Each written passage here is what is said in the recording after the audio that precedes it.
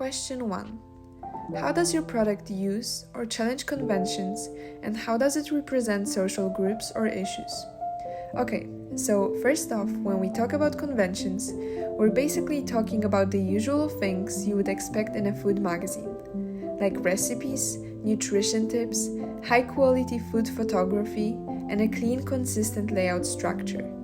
I followed a lot of those conventions, like I tried really hard to make the page design clean and organized. I kept tweaking the typography, spacing, and image placement, so it felt easy to read, not messy or overwhelming. And I took all the photos myself, aiming for bright, simple visuals without over-editing, kind of like the close-up shots you would see in magazines like BBC, Good Food, or Eating Well. What's a bit different is that I didn't include full recipes, just breakfast ideas with short descriptions, like an omelette with tomatoes and a note that eggs are a good source of protein. Instead of detailed cooking instructions, I focused more on helping people understand basic nutrition. For example, I created an informational feature that lists protein sources you can find at home, explained how much protein someone might need, depending on their activity level, and gave simple tips like what to avoid in protein powders. I think that's where my magazine challenges genre conventions. A lot of food magazines are adult-focused, or they lean into diet culture and unrealistic expectations. I wanted mine to be different, more real. It's designed for beginner athletes, especially teens like me, who want to eat healthier without feeling overwhelmed. I also stayed away from toxic health trends. Instead of saying you should eat this or don't eat that, I used a positive, inclusive tone, giving realistic tips and encouraging balance. My goal was for readers to enjoy food and feel strong, not guilty or pressured. That's a pretty big deal, because so many magazines still push the idea that healthy eating has to look a certain way. Looking back, I kind of wish I would included more about habits or building a healthy relationship with food, but I still think I shifted the message. I moved away from the idea that healthy eating is only for gym adults or influencers and made it feel more casual, fun, and beginner-friendly. So overall, I followed some typical food magazine conventions, especially in the visual style and layout.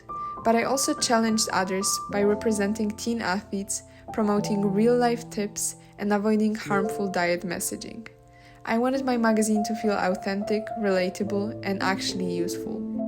Question 2. How does your product engage with audiences, and how would it be distributed as a real media text? So when it comes to engaging with an audience, the biggest thing for me was making this magazine feel approachable. Like I didn't want it to be this intimidating, super formal thing filled with hard-to-pronounce ingredients or complicated diets. I wanted it to feel like something you would flip through after practice or while having lunch. Simple, fun, and actually helpful. The main audience is people like me, teen athletes or just active people who want to start eating healthier but don't know where to begin. I used a friendly mode of address throughout the magazine, kind of like how I would talk to a friend. I gave tips, explained things clearly, and kept the layout clean so it wasn't overwhelming. I also made sure the advice wasn't extreme or unrealistic. I included a list of protein sources that most people can find at home instead of fancy powders or supplements. That's part of how I try to represent healthy eating in a realistic and balanced way. And I shared quick meal ideas that I've actually made myself, so that the content feels tested and real. I think that kind of honesty helps build trust with the audience and makes the magazine more relatable. In terms of distribution, I used Isu to turn my Canva magazine into a real digital magazine where you can flip through the pages.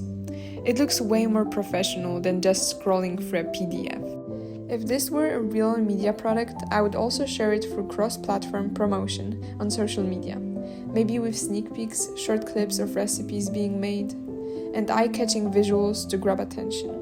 I think Instagram and Pinterest would be great platforms, especially since that's where a lot of people go for food inspiration.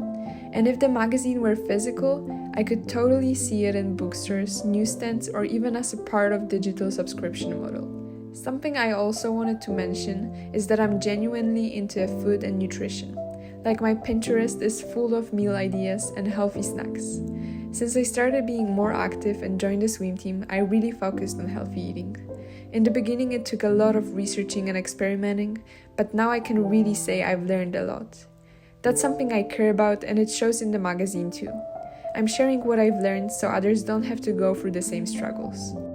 Question 3. How did your product skills develop throughout this project? This project helped me grow so much. When I look at my first few drafts and compare them to the final version, it's really impressive how far I've come. One of the biggest things was learning to use the Canva better. I didn't use any templates, so I had to figure out everything from scratch. Fonts, layout, spacing, and colors. Basically all the typography stuff that makes a magazine look clean and readable. At first I was just placing things randomly and hoping it looked okay. But after a lot of research, like scrolling through Pinterest, checking out real magazines, and just testing things, I finally started to understand what worked and what should be done and avoided based on real magazine conventions.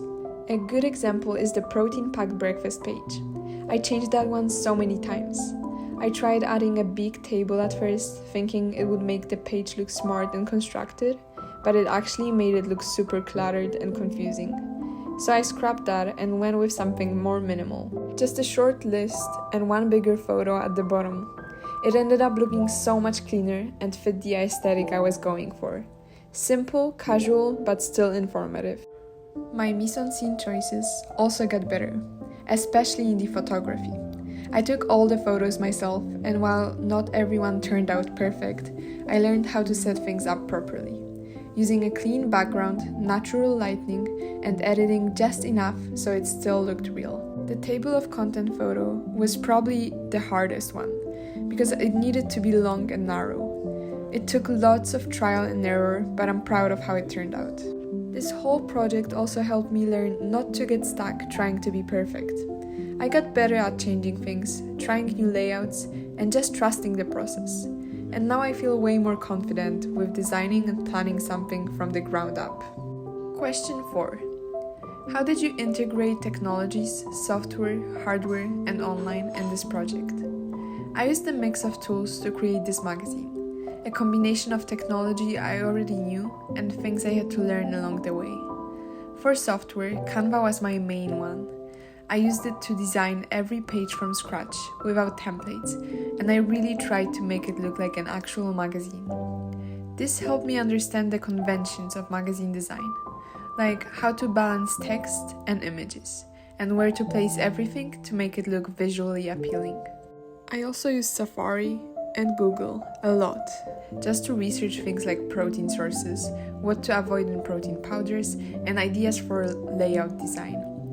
Pinterest was also great for getting visual, aesthetic inspiration. For hardware, I mostly worked on my laptop to do the design and writing, and I used my iPhone to take food photos, do some quick edits, and record anything I needed on the go.